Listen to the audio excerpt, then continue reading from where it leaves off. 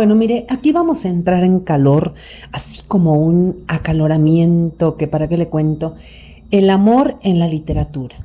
Mejor dicho, la pasión amorosa en la literatura, porque pasiones hay muchas, altas y altísimas y también de muy bajos fondos. Y aquí no se trata de edades o de géneros, hombre, mujer, o de preferencias sexuales o de estéticas corporales, porque el amor pasional es propio de todo el mundo. Mire, eso de creer que después de cierta edad la pasión se ha apagado, pues no es una verdad absoluta. O sea que no a todo el mundo le pasa, pero cuando ha habido una pasión amorosa fuerte, no se apaga tan fácilmente. Es quizá la mitad de la vida cuando las relaciones amorosas se convierten en una rutina y si hay un milagro, pues podría ser que luego se recupere. Es decir, no es una verdad absoluta que la tumba de la pasión amorosa sea el tiempo o la edad o el matrimonio, sino la monotonía. Bueno, no quisiera caer en la cursilería porque obviamente el tema se presta.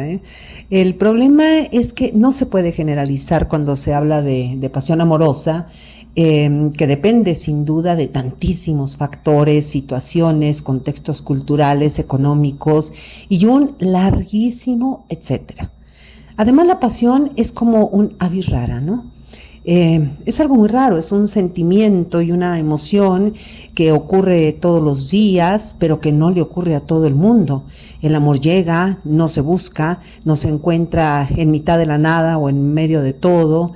Bueno, cuando digo amor o pasión, obviamente nos estamos refiriendo a la pasión amorosa. Entonces, iniciemos por el principio, como dice Aristóteles en su maravillosa poética. Mire, Don Quijote se inventa el amor y se lo inventa bien, como una fuerza, un empuje, además se lo inventa como una oración y hasta como un amuleto de buena suerte y de protección. Eso es Dulcinea. Y todos los personajes que aparecen en la gran obra de Cervantes son encontrados por el amor y hay quien lo rechaza, como Marcela la Pastora, y también hay parejas que sufren un montón, como Cardenio y Lucinda, Dorotea y Don Fernando, Zoraida y el cautivo. Bueno, y qué le cuento de la novelita interpolada, el curioso, impertinente, inolvidables, Camila, Anselmo, Lotario. Bueno, un tragedión. Y entre más, y hablo de Don Quijote porque la novela empieza con Cervantes y aunque el amor nace en el útero de la poesía, la novela ha sido el género que más ventas ha tenido con el tema del amor. Por siglos se han vendido millones y millones de novelas sobre la pasión amorosa. Bueno, la poesía es el nicho, es la habitación privada, el confesionario, algo así como lecho y almohada. Y la novela, bueno, en este caso, sería su altavoz, sobre todo la novela del siglo XIX. Bueno, respecto al siglo XX, a mí me parece que hay algunas novelas sobre la pasión amorosa muy representativas, entre muchísimas más. Por ejemplo, Doctor Zhivago, de Boris Pasternak, Lolita, de Vladimir Nabokov, El paciente inglés, de Michael Ondaatje, El amor en los tiempos del cólera, de Gabriel García Márquez, y obviamente inolvidable Rayuela, de Julio Cortázar, La tía Julia y el escribidor, de Mario Vargas Llosa, entre muchísimas más. Pero mire, el siglo XIX es el siglo de la pasión, el siglo de la pasión amorosa en la novela, y sería interminable mencionarlas todas, ¿no? Bueno, así de bote pronto, recordamos Orgullo y Prejuicio de Jane Austen, más bien todas las novelas de Jane Austen, Cumbres Borrascosas de Emily Bronte, Jane Eyre de Charlotte Bronte, la gran novela Madame Bovary de Gustave Flaubert, Rojo y Negro de Stendhal, La Regenta de Leopoldo Alas Clarín, la tremenda novela La Dama de las Camelias de Alejandro Dumas, hijo, bueno, Ana Karenina de León Tolstoy, Noches Blancas de Fyodor Dostoyevsky y muchísimas más, ¿no? Y en estas novelas del siglo XIX, el conflicto amoroso ocupa un papel muy importante. En muchos casos el conflicto nace de un matrimonio mal avenido, de la infidelidad de la mujer. Mire, hay tres grandes adúlteras en la novela del XIX, lo sabemos: Madame Bovary, Ana Karenina y Ana Osores. Y bueno, respecto a la novela actual, pues es una novela muy subjetiva, es la novela del yo, también la novela policíaca, estoy hablando de las novelas actuales, novela de terror, novela feminista, de corte feminista, la novela histórica, de ciencia ficción, es decir, la novela de ahora, la novela de hoy, ya no está dirigida a los lectorados femeninos, como generalmente se piensa, ¿no? Que es la novela del siglo XIX, porque, bueno, por infinitas razones, las mujeres leían más que los hombres, entonces parecía, ¿no?, que los escritores escribían pasiones tremendas para que las mujeres la leyeran, y hoy, y qué bueno, creo que la novela actual ha difuminado los géneros de orden sexual en el mercado editorial. Bueno, esto no quiere decir que hoy los hombres lean más o que las mujeres leamos menos, es que esto es todo un tema. Y es también muy interesante plantearnos si el amor es un sentimiento o si es un género literario. Es decir, preguntarnos, ¿la literatura, la poesía, inventó el amor y nosotras y ellos lo viven como si fuera literatura? ¿Es real el amor o estamos imitando a la ficción? No sé, enamorarse, por ejemplo, como Elizabeth Bennet y el señor Darcy, qué barbaridad. ¿Sería posible en la vida real? ¿O imitamos el amor? ¿O es un ideal? O también preguntarnos si las pasiones amorosas son sobre todo un asunto en general de las mujeres, o sea que la pasión amorosa para nosotras sería primaria y activa y para los hombres sería secundaria y pasiva. Pues son preguntas, ¿eh? ¿Será que nosotras tiramos del carro y ellos van a rastras? Bueno, digamos, como dice Octavio Paz en su estupendo ensayo La llama doble, que la pasión es la chispa que enciende el amor, pero que es tan efímera que se tiene que convertir en otra cosa cuando se va apagando. El asunto es que no siempre la pareja de amantes logra convertirse en dos que se aman, un amor sereno, un amor cómplice, un amor compañero. Y esto es dificilísimo, porque no siempre los amantes se conforman con el amor. Los amantes necesitan la pasión, pero si esa pasión es extrema, entonces la relación se transforma en una obsesión, en posesión. Y ya sabemos que de ahí al dolor hay un pasito, pero muy pequeñito. Ahora, si miramos en el comienzo de la literatura, pues hay que recordar, ¿no?, que la guerra de Troya duró 10 años a causa de la pasión amorosa. Y no olvidemos tampoco que sin la pasión, Flaubert no hubiera podido decir Madame Bovary soy yo. Porque Gustave Flaubert se puso en la piel de una mujer apasionadísima y generalmente han sido los escritores los que han descrito las pasiones femeninas adúlteras, porque Madame Bovary le escribió Flaubert, Ana Karenina le escribió Tolstoy, La Regenta la escribió Alas Clarín, quizá para darse gusto a sí mismos, porque las grandes escritoras también nos legaron estupendas novelas sobre pasiones. Pero el asunto aquí también es preguntarse, ¿por qué a los escritores les cuesta tanto admitir que les interesa este tema? Es probable que la mujer lo hable más, que nosotras lo hablemos más, porque nosotras somos más conversadoras acerca de nuestra intimidad, y entre los hombres no creo que sea un tema que se converse así como así. Además, hay que recordar que la pasión amorosa del hombre siempre termina mal, muy mal. Recordemos la ola de suicidios después de la publicación de Werther, después de que Goethe publica el Werther, una novela por excelencia sobre la pasión masculina no correspondida. Bueno, hay una ola de suicidios masculinos en Alemania que hace que Goethe vuelva de Italia y diga que lo romántico es lo enfermo, y bueno, esta novela se convirtió en un clásico. Y además a Goethe se le atribuye la frase, las grandes pasiones son enfermedades incurables. Fíjese cómo esta frase, estas palabras que dice Wolfgang Goethe, bueno, va a explayar su visión del romanticismo como una intensidad emocional negativa o enferma, y Goethe se aleja del romanticismo para centrarse en el ideal clásico, un poco más frío.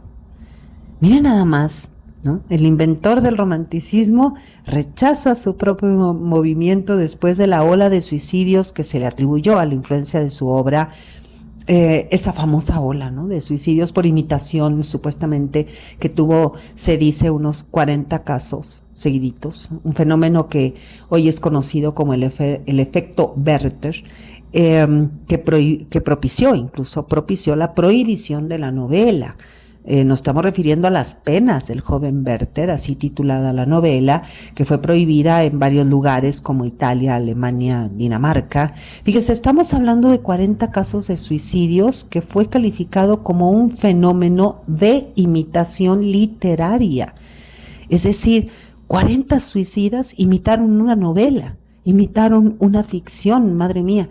Es que es poderosísima la pasión, sin duda, y bueno, la literatura, por supuesto. Bueno, los tiempos han cambiado. Quizá hoy Madame Bovary no se suicidaría, sino que pediría el divorcio y una buena pensión. Hay un tremendo cambio en las relaciones humanas, tanto así dijéramos que hoy el amor o la pasión o el amor imposible es más un tema literario que un asunto filosófico o sociológico. Quizá hoy es incluso un problema médico, psiquiátrico, psicológico, porque la pasión tiene los síntomas de una enfermedad, como dice Gabriel García Márquez. Mire, hay muchísima literatura hecha con la tensión de la pasión amorosa, la prohibición, los obstáculos entre los amantes, pero es un tema que quizá hoy se ha distanciado de la realidad o del realismo, porque hoy día la gente sabe que no se casa para siempre, es decir, que puede tener amores sucesivos, pasiones sucesivas. En cambio, fíjese, por ejemplo, en muchas novelas del siglo XIX, la mujer existía hasta que se casaba, o sea que las protagonistas buscaban casarse o estaban casadas, y muchas de esas casadas tenían después, ya casadas, unos amores fogosos, bueno, que para qué le cuento aquí. Y hoy, en las novelas, las protagonistas estén casadas o no, sean madres o no, se dedican a construir su libertad más que andar buscando amantes. Bueno, amantes siempre va a haber, pero cada vez con menos frecuencia. Es un tema literario porque la mujer ya no necesita ser una adúltera en las novelas, ya no necesita ser infiel, se divorcia y punto. Bueno, estoy hablando de las novelas, porque hay un cambio, decíamos, también de concepto en el matrimonio, de la novela del 19, el matrimonio en la novela del 20 y en la novela actual. Mire, en la novela del siglo XIX, el matrimonio, bueno, esto lo sabemos, estaba muy ligado a lo económico. El protagonista tenía que ser rico y las protagonistas, mujeres femeninas, tenían que tener una dote muy abundante. Y bueno, el amor no estaba incluido en el matrimonio. O sea que después, ya después de casarse, aprendían a amarse mutuamente. Primero el dinero, y los títulos nobiliarios, y después el amor. Bueno, en cambio en las novelas del siglo XX, el concepto de amor y el concepto de matrimonio, estos dos conceptos se van a unir. Y si no logran unirse, entonces pues se suscita una tragedia. Y no, bueno, no sé, ahorita recuerdo esa obra extraordinaria que se titula La mujer sola, de Darío Fo, es un monólogo, tremenda obra. Y bueno, si bien recuerdo es este monólogo como tragicómico. Yo diría, eso de cómico vamos a tomarlo como irónico, ¿no? Como irónico, que denuncia el aislamiento, la violencia machista, la represión doméstica que sufre una ama de casa. Es una pobre mujer que le cuenta a una vecina su asfixiante rutina doméstica y le cuenta cómo vive encerrada y vigilada y cosificada por su esposo, y que además tiene que atender a su cuñado. Y además, bueno, ese cuento también importantísimo, Lección de Cocina de Rosario Castellanos, que también es un monólogo, una recién casada que al intentar cocinar un filete, pues está reflexionando sobre la pérdida de su identidad, está reflexionando sobre la sumisión femenina, creo que hasta quiere cocinar al marido y comérselo. Bueno, estoy bromeando un poco, pero no tanto, ¿eh? Creo que más bien ella se siente como un trozo de carne. Alguien, una mujer, ¿no? Que probablemente va a ser devorada por el matrimonio. Bueno, generalmente en las novelas actuales sobre pasiones amorosas, que son raras, a diferencia de las novelas sobre matrimonios del 20, hoy las novelas sitúan en el centro los derechos y las obligaciones del matrimonio y de la mujer. Quizá es por eso que ya hay muy poquitas novelas que tengan el tema de los amantes o de las pasiones amorosas, porque además en las pasiones amorosas no hay ni derechos ni obligaciones, y además las pasiones amorosas no tienen tampoco que ver con el dinero. En las novelas, estoy hablando de las novelas, bueno, es que no hay que olvidar que en muchas novelas también aparece el personaje de la querida. Por ejemplo, en Los años falsos de Josefina Vicens, donde la querida, muerto el amante, o sea, el padre, es un padre de familia que se muere y que tiene esta querida, es el hijo quien va a heredar al amante, imagínense nada más. Y además, en estas novelas del 20 también hay un personaje importantísimo que es el diván psicológico. Bueno, ya a finales como del 20, ¿no? Aparece la figura del psicólogo con mucha frecuencia en las novelas. Y este personaje, psicólogo, generalmente tiene la mitad de sus pacientes, ¿no? Preocupados porque nunca han experimentado la pasión amorosa. Y bueno, y la otra mitad de los pacientes quizá está ahí porque está viviendo una pasión y tiene miedo de que se agote. Bueno, ahorita recuerdo, ¿no? Una novela de Irving Yalom que disfruté muchísimo, que se titula Un año con Schopenhauer, se llama así, se titula, trata de un tipo que no puede vivir, y esto es literal, sin la pasión amorosa. O sea que es un hombre que busca a una mujer, se enamora apasionadamente y cuando termina la pasión, pues busca a otra mujer. Y el tipo está tremendamente enfermo de su mente y busca ayuda psicológica, psiquiátrica, y en esta novela de Irving Yalom, este hombre enfermo, concluye el psiquiatra, lo que quiere es escapar del malestar de la realidad. Bueno, nos fascinan los novelones sobre pasiones amorosas porque además no hay tregua. En cambio, en las novelas sobre matrimonios puede haber innumerables treguas. ¿Se acuerda usted de Juan Pablo Castelli y de María Iribarne? Me refiero a la novela de El túnel de Ernesto Sábato o de Horacio Oliveira y de La Maga, de Rayuela.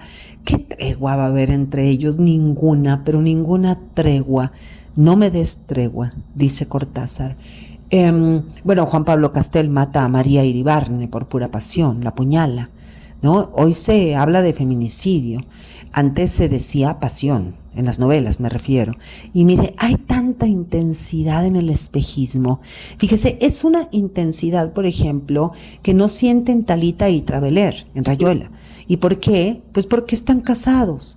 Y Talita empieza a fantasear con Oliveira, Haga de cuenta como en El curioso impertinente, esa novelita interpolada en Don Quijote que ya mencioné. Y bueno, ese espejismo, por ejemplo, está también en la obra de Stendhal. Ahí el amante está como muy adornado, ¿no? Con una serie de virtudes que no tiene, como también es el caso de la novela de Orhan Pamuk, El Museo de la Inocencia, que novelón. Fíjese, Pamuk creó en Estambul, así, esto es real, literal, el Museo de la Novela, un museo real, un museo dedicado a la pasión amorosa entre los personajes, son personajes inolvidables, Kemal y Füsun, que se amaron hasta la muerte, como el polvo enamorado de la poesía del barroco, en Amor constante más allá de la muerte de Quevedo. Bueno, también la pasión amorosa, ese espejismo en la novela Carta de una desconocida de Stefan Zweig, donde ella le confiesa, obviamente por carta, a un escritor su amor obsesivo, incondicional, su amor secreto, que ha sentido desde la adolescencia por él, diciéndole en la carta, pues cómo dedicó su vida a pensar en él, pero sin ser reconocida por él. O sea que ese escritor ni siquiera recordaba a esa mujer que había sido su vecina y que lo amó por años y que ahora está al borde de la muerte. Bueno, esta es otra novela de polvo enamorado. Y mire, es crucial el libro de El amor y Occidente de Denis de Rougemont, librazo. Es un ensayo fundamental que analiza cómo la cultura de Occidente ha mitificado la pasión amorosa como una fuerza trágica que busca la muerte y se opone al matrimonio. Y la maravilla, bueno, si a usted le gusta la mitología, es que el autor utiliza el mito de Tristán e Isolda para decir que en Occidente se prefiere el sufrimiento amoroso a la felicidad conyugal. Bueno, este es todo un tema. Además, Rougemont también dice que el amor no es innato, sino que es un sentimiento adquirido, incluso aprendido, imitativo, pero insisto, Rougemont habla de Occidente. Oriente, el budismo, sus raíces, sus ramas son otra cosa. El Islam es otra cosa. Porque en Oriente el erotismo es una vía de trascendencia del sí mismo, de encuentro con el sí mismo a través del otro. Y quizá esta sea la gran diferencia entre Freud y Jung, porque Freud se mantuvo en la línea siempre del pensamiento occidental, y lo sabemos, bueno, Jung la trascendió, ¿no? Pasó la frontera. Y el erotismo no es espejismo como en Occidente. El erotismo es imaginación, es fantasía desde la perspectiva oriental. Incluso podría afirmarse que en la pasión occidental, en esa pasión amorosa, hay violencia, y en el erotismo oriental hay un juego de los cuerpos. Por ejemplo, hablando de violencia, ¿no? La violencia que hay entre don Rigoberto y la madrastra y ese diabólico Fonchito. Bueno, estoy hablando de las novelas de Mario Vargas Llosa, Elogio de la madrastra y Los cuadernos de don Rigoberto. Bueno, yo no comprendo cómo la madrastra, una mujer que Vargas Llosa describe como muy guapa, podría sentir tanta pasión por ese hombre que hasta el nombre tiene horrendo, don Rigoberto. Bueno, de que las hay, ¿no? Así como La Bella y la Bestia. En cambio, en esta otra novela de Vargas Llosa, que es Travesuras de la Niña Mala, percibimos esta novela, cómo la pasión evoluciona hacia el amor. Pero mire, en las novelas también vemos que todos los hombres se sienten como dignos de ser amados, y bueno, las mujeres entran en una batalla tremenda. Como ya lo comenté en otro podcast sobre aprendizaje, esta novela de Clarice Lispector, Aprendizaje o el libro de los placeres, Lori tiene unas crisis tremendas causadas por la pasión que siente por Ulises. O sea que la pasión es de quien la siente, no del objeto amado, por supuesto.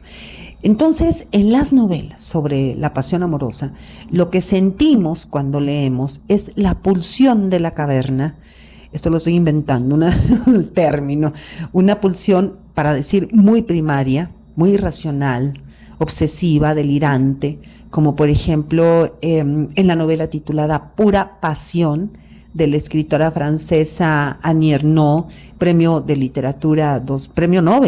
Nobel de Literatura 2022, o también en esa novela que es una cosa, bueno, La pianista, así se titula, La pianista, de la austriaca Elfriede Jelinek, también ganadora del premio Nobel de Literatura, pero en 2004, ¿recuerda usted la novela El lector, del escritor alemán Bertrand Schlink, o de la novela Animal Triste? Esa novela es fascinante, Animal Triste, de esta novelista también alemana, Mónica Marón.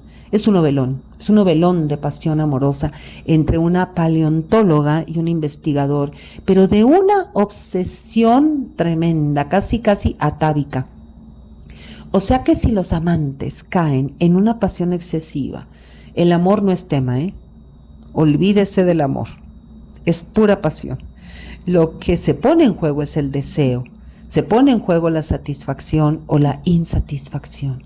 Y bueno, el amor en tal caso estaría más en el amor en los tiempos del cólera. y la pasión en el amor, ¿no? También en el amor y otros demonios. Entonces veríamos como en estas dos novelas de García Márquez, ¿no? Que son maravillosas. Si queremos leer sobre el amor, ahí está El amor en los tiempos del cólera. Si queremos leer sobre pasión amorosa, en García Márquez, El amor y otros demonios. Bueno, lo que hace la pasión es que el objeto amoroso sea inalcanzable. El amor, en cambio, es más probable. En comparación, claro, estoy hablando de las novelas. Ahora, en la pasión, el tema del flechazo es fundamental. La pasión hiere. La pasión parece que duele muchísimo. En las novelas de pasión amorosa, la médula es el dolor. Incluso podría decirse que son poéticas el dolor. Bueno, me refiero al mito de la flecha, ¿no? De Eros, de Cupido. Es horrible en nuestra cultura pintar o tallar en un árbol un corazón atravesado por una flecha. Eso nos parece muy romántico cuando en realidad es de lo más doloroso, ¿no? En las novelas se hieren los amantes. Incluso ahora recuerdo ese libro indispensable de Roland Barthes, que se titula Fragmentos de un discurso amoroso. Es un libro escrito así precisamente con fragmentos de obras literarias que hablan de amores heridos por la flecha de Eros, de amores tanáticos sin duda. Bueno, también es muy interesante el problema que se plantea en las novelas sobre el equívoco de los ideales que corporizamos, ¿no? En alguien, como en el mito de Pigmalión y Galatea, que cuenta la historia de un escultor que se enamora perdidamente de su propia creación de mármol y que su intensa pasión es escuchada por Afrodita, y esta diosa, bueno, atiende sus súplicas y da vida a la escultura, la convierte en una mujer real llamada Galatea. Claro, se trata de una proyección. Es el ideal proyectado, ¿no? Que va a tomar cuerpo, que se va a corporizar, ¿no? Corporeizar. Pero el ideal no siempre encuentra el cuerpo justo. Como en la novela La mujer justa de Sándor Márai. ¿Quién es la mujer justa? Es decir, ¿quién está hecha a la medida de lo que busca un hombre? O viceversa, ¿eh? La novela de Sándor Márai, por ejemplo, plantea el fracaso de la felicidad en el amor, que sí la hay en la pasión, sí hay felicidad en la pasión, pero que desgraciadamente es muy efímera. Y esos flechazos enceguecen a los protagonistas, y cuando los protagonistas, ya sea masculinos o femeninos, recuperan la cordura o la racionalidad, pues se dan cuenta del tremendo fracaso o del error, o de que la pasión se ha consumido y a su vez los ha consumido. Bueno, por otro lado, ahorita recordando a Lacan dice que la mirada es un centro sexual, como si el ojo tuviera una erección en el caso del hombre que mira, o liberara humedad en el caso de las mujeres. Y esto, mire, en los mitos y en las novelas está pero muy clarito, ¿eh? Recuerde, por ejemplo, el llanto de Dido cuando Eneas se va, y también recordamos la mirada erecta, por decirlo de algún modo, cuando Eneas mira por primera vez a Dido. Bueno, me refiero a la Eneida, esta obra de Virgilio. O sea que la mirada es como una piel, y el ojo como un poro que suda y llora en la pasión y por la pasión amorosa. Recordemos un poema, ¿no?, de Rosario Castellanos que se titula Lamentación de Dido. Es un poema extraordinario. Y bueno, más o menos recuerdo que dice algo así: Dido, la abandonada, la que puso su corazón bajo el hachazo de un adiós tremendo. Y en Rayuela dice, bueno, lo estoy parafraseando: el amor es un rayo que te parte los huesos y te deja estaqueado en la mitad del patio. Y Alejandra Pizarnik tiene un poema titulado La enamorada, que si bien recuerdo dice algo así como: te duele la vida tanto, tanto, te arrastra, Alejandra, no lo niegues. Bueno, ella, Alejandra Pizarnik, está hablándose a sí misma, herida por la soledad frente al espejo. Bueno, está de más decir, ¿no? Que la pasión amorosa en las novelas está descrita con puras sinestesias, puros tropos, metonimias, sinécdoques, metáforas, alegorías, puros giros, igual que en Las noches de pasión. Es que son tremendos novelones y además llenos de celos, porque donde hay pasión hay celos. Y quien enseñó cómo tratar literariamente el tema de los celos, sin duda, fue el Otelo de Shakespeare, o cómo padece el enfermo de amor como Romeo. Bueno, pobre Romeo, porque Julieta de algún modo era un poquito más juiciosa. Y bueno, es que la pasión busca la posesión, es la búsqueda del absoluto, o todo o nada. Entonces, si el amor es un goteo, la pasión es un tormentón, como en Cumbres borrascosas de Emily Bronte, por ejemplo, que bueno, hoy se ha puesto como muy de moda, ¿no? Leerla o releerla a causa de la nueva adaptación cinematográfica. Y mire, ese nada del que estamos hablando, o todo o nada, en las novelas es la muerte. Es cuando los protagonistas prefieren matarse o morir, ser polvo enamorado. Si no se posee al otro, es preferible morir. Es como dice Roland Barthes, si uno o una encuentra el absoluto de la pasión en un cuerpo, ya está en relación con la divinidad. Y en las novelas, al tocar el cielo de la pasión, la caída posterior es terrible, como en El amante, esta novela de Marguerite Duras, o El amante de Lady Chatterley, de D.H. Lawrence, o La tía Julia y El escribidor de Mario Vargas Llosa. Son personajes que se hacen trizas, como Psique o como Eco en la mitología, o como Apolo llorando por Dafne abrazado a un árbol, personajes que se hacen, decíamos, polvo, rocas, agua. Mire, en las novelas los protagonistas de la pasión amorosa representan el estado absoluto que se hace añicos, como un espejo que se quiebra, como una nube que de tan llena explota, como un corazón implotado.